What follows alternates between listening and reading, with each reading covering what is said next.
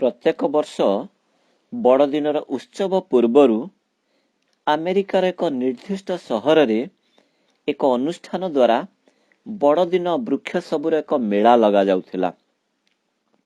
अनुष्ठान और व्यावसायिक प्रतिष्ठान गुड़िक द्वारा बड़दिन वृक्ष सबु अति आकर्षणीय रूपे सुसज्जित होई परस्पर सहित प्रतियोगिता करिथांती।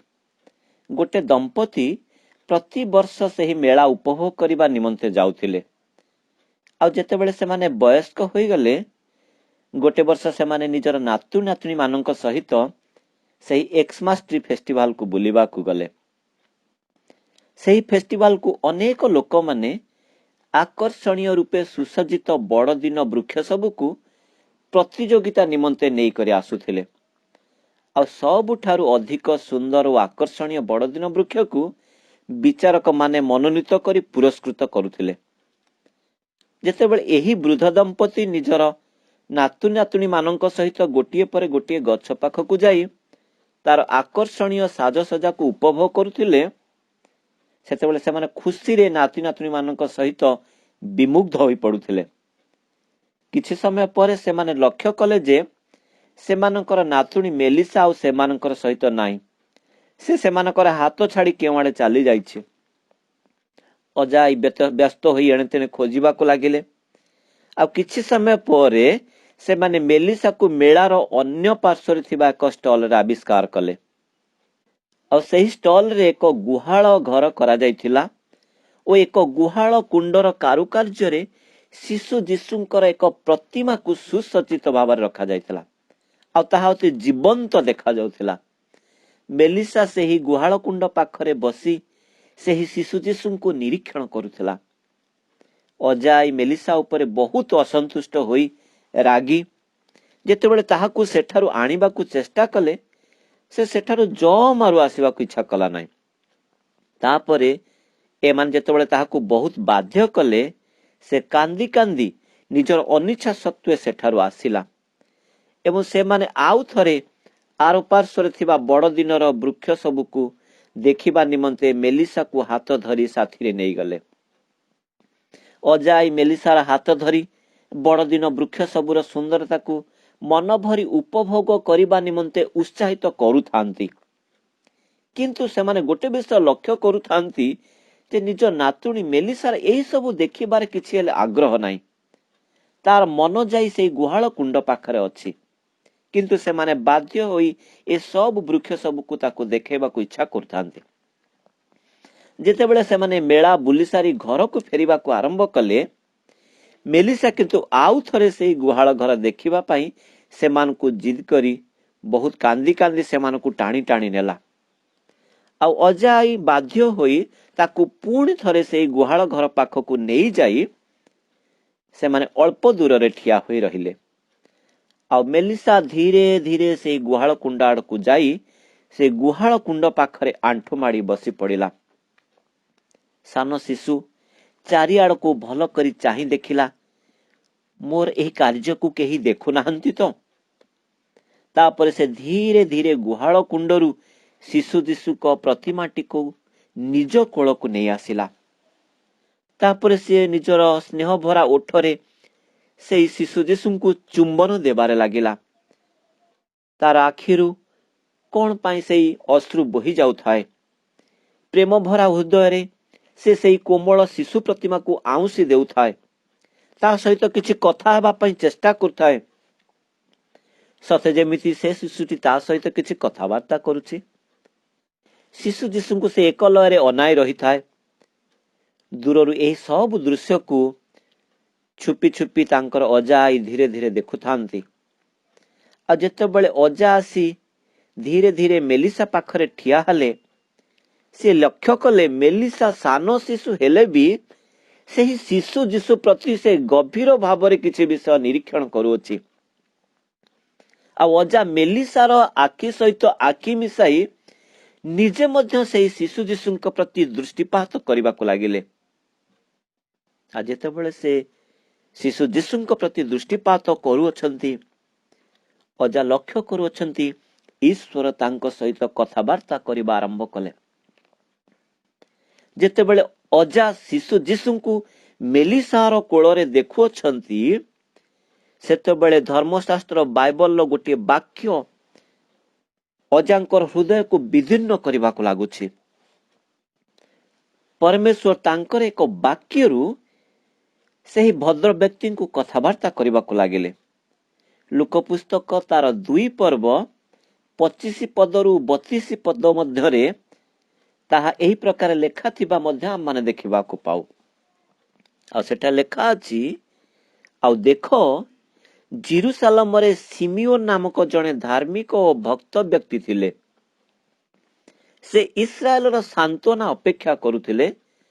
ପୁଣି ପବିତ୍ର ଆତ୍ମା ତାହାଙ୍କଠାରେ ଅଧିଷ୍ଠାନ କରିଥିଲେ।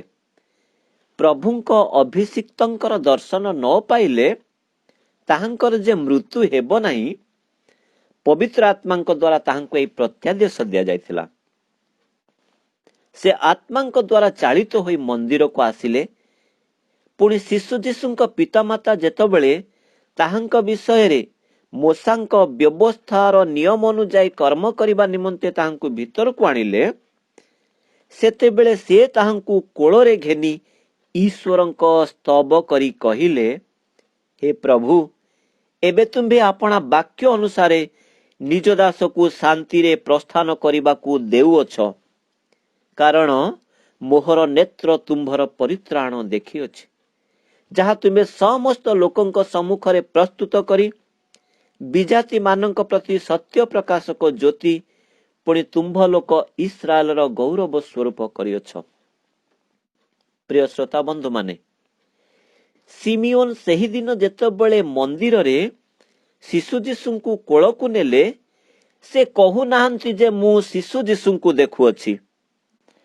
25 ପଦ କୁହେ, ସିମିଓନ ଇସ୍ରାଏଲ ପ୍ରତି ଈଶ୍ୱରଙ୍କର ସାନ୍ତ୍ୱନାକୁ ଅପେକ୍ଷା କରିଥିଲେ। କେବେ ଈଶ୍ୱରଙ୍କ ଠାରୁ ଇସ୍ରାଏଲ ପାଇଁ ସାନ୍ତ୍ୱନା ଆସିବ? ଆଉ ସେତେବେଳେ ସେ ଈଶ୍ୱରଙ୍କର ସାନ୍ତ୍ୱନା ସ୍ୱୟଂ ଯୀଶୁଖ୍ରୀଷ୍ଟଙ୍କୁ ହିଁ ଦେଖୁଅଛନ୍ତି। ସେହି ଶିଶୁ ସାଧାରଣ ଶିଶୁ ନଥିଲେ। ଶିଶୁ ବେଶରେ ସେ ସମଗ୍ର ଇସ୍ରାଏଲ ନିମନ୍ତେ, ଆପଣଙ୍କ ଓ ମୋ ନିମନ୍ତେ ସାନ୍ତ୍ୱନା ଦେବାର ପରମେଶ୍ୱର ଥିଲେ। ସେହି ଶିଶୁ ଈଶ୍ୱରଙ୍କର ଅଭିଷିକ୍ତ ଖ୍ରୀଷ୍ଟ ପ୍ରଭୁ ହିଁ ଥିଲେ। ସେହି ଶିଶୁ ଲୁକାୟିତ ପରମେଶ୍ୱର ଥିଲେ, ଯେ ସମସ୍ତ ସ୍ତବ ଓ ପ୍ରଶଂସା ପାଇବା ପାଇଁ ଯୋଗ୍ୟ ଥିଲେ। ସେଥିପାଇଁ ସିମିଓନ ତାହାଙ୍କର ସ୍ତବ କରି କହୁଅଛନ୍ତି। 29 ପଦ କୁହେ, ସେହି ଶିଶୁର ପଛରେ ପ୍ରଭୁତ୍ୱ ଥିଲା। ସେହି ପ୍ରଭୁ, ଆଉ ତାହାଙ୍କୁ ସିମିଓନ ପ୍ରଭୁ ବୋଲି ସ୍ୱୀକାର କରୁଅଛନ୍ତି। ଏବେ ସିମିଓନ ଶିଶୁଙ୍କୁ ଆଉ ଶିଶୁ ଭାବରେ ଦେଖୁନାହାନ୍ତି। 30 ପଦ କୁହେ, ସେ ଇସ୍ରାଏଲ ଜାତିର ପରିତ୍ରାଣ କାର୍ଯ୍ୟକୁ ଦେଖୁଅଛନ୍ତି। ସେ ସ୍ୱୟଂ ପରିତ୍ରାଣ କର୍ତ୍ତାକୁ ଦେଖୁଅଛନ୍ତି, ଆଉ ତା ଭିତରେ ଦେଇ ସେ ନିଜର ପରିତ୍ରାଣକୁ ଦେଖୁଅଛନ୍ତି। ସେ ଆଉ ସେହି କୋମଳ ଶିଶୁକୁ ଦେଖୁନାହାନ୍ତି। ଏବେ ସେ ସେହି କୃଷବିଧ ରକ୍ତ ରଞ୍ଜିତ ଯୀଶୁଙ୍କୁ ଦେଖୁଅଛନ୍ତି। ଈଶ୍ୱରଙ୍କର କୃଷୀୟ ପରିତ୍ରାଣ କାର୍ଯ୍ୟକୁ ଦେଖୁଅଛନ୍ତି। ଈଶ୍ୱରଙ୍କର ପରିତ୍ରାଣ କାର୍ଯ୍ୟକୁ ସିମିଓନ ଦେଖିଲେ। ଆଉ ଆଜି ଏହି ଭଦ୍ର ବ୍ୟକ୍ତି ନିଜ ନାତୁଣୀର ଚକ୍ଷୁରେ ଚକ୍ଷୁ ମିଳାଇ ନିଜର ଅପାରଗତାକୁ ଦେଖୁଅଛନ୍ତି। ନିଜର ପୁରାତନ ଈଶ୍ୱର ବିହୀନ ଜୀବନକୁ ଦେଖୁଅଛନ୍ତି। ନିଜର ରଙ୍ଗରସ ଭରା ଅସାର ଜୀବନକୁ ଦେଖୁଅଛନ୍ତି। ମେଲିସା ଯେଉଁପରି ଭାବରେ ଶିଶୁ ଯୀଶୁଙ୍କୁ ନିଜ କୋଳରେ ନେଇ ନିଜର ଲୁହ ଭିଜା ଆଖିରେ ଯୀଶୁଙ୍କ ବାସ୍ତବତାକୁ ନିରୀକ୍ଷଣ କରୁଥିଲା, ଯେଉଁପରି ଭାବରେ ସେ ତାହାଙ୍କୁ ସମ୍ମାନିତ କରୁଥିଲା, ତାହାର ଶିଶୁ ସୁଲଭ ସରଳତା ତାହାଙ୍କ ଅଜାଙ୍କର ଆତ୍ମିକ ଚକ୍ଷୁକୁ ଆଜି ଉନ୍ମୁକ୍ତ କରିଦେଇଥିଲା।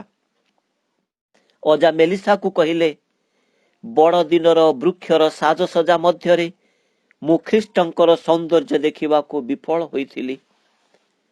ମୁଁ ଏହି ଜଗତରେ ଅନେକ ବର୍ଷ ଧରି ଏକ ଖ୍ରୀଷ୍ଟିଆନ ଭାବରେ ଜୀବନ ଅତିବାହିତ କରିଥିଲି, ମାତ୍ର ମୁଁ ଯୀଶୁଖ୍ରୀଷ୍ଟଙ୍କୁ ନିରୀକ୍ଷଣ କରିବାକୁ ବିଫଳ ହୋଇଥିଲି।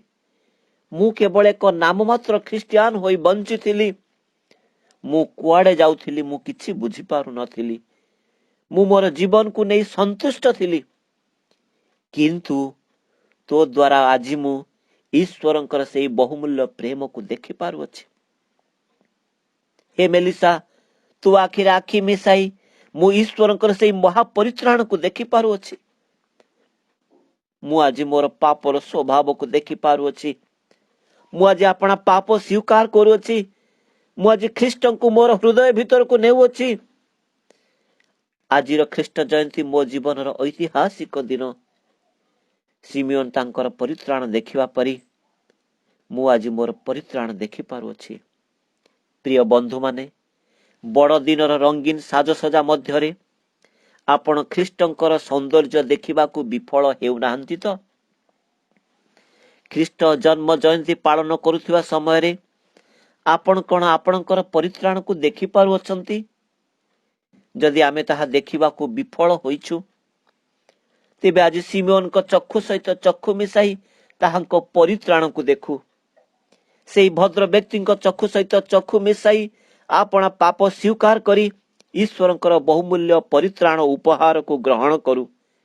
ସରଳ ଶିଶୁ ମେଲିସା ପରି ଯୀଶୁଙ୍କୁ ଏପରି ସମ୍ମାନିତ ଓ ଶ୍ରଦ୍ଧା କରୁ, ଯେପରି ମେଲିସା ଦେଇ ତାହାଙ୍କର ଅଜାଙ୍କର ଆତ୍ମିକ ଚକ୍ଷୁ ଉନ୍ମୁକ୍ତ ହେଲା ଓ ସେ ପରିତ୍ରାଣ ପ୍ରାପ୍ତ ହେଲେ।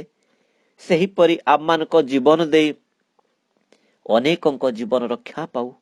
ଅନେକ ଲୋକ ଆମ ଜୀବନ ଦେଇ ଅନନ୍ତ ଜୀବନର ଅଧିକାରୀ ହୁଅନ୍ତୁ। ପ୍ରିୟ ବନ୍ଧୁମାନେ, ଏହି ବର୍ଷର ବଡ଼ଦିନ ଆପଣଙ୍କ ସମସ୍ତଙ୍କ ପାଇଁ ଏକ ଭିନ୍ନ ସ୍ୱାଦର ବଡ଼ଦିନ ହେଉ। ପ୍ରଭୁ ଆପଣ ସମସ୍ତଙ୍କୁ ଆଶୀଷ ଦିଅନ୍ତୁ। ଆମେନ୍, ଆମେନ୍।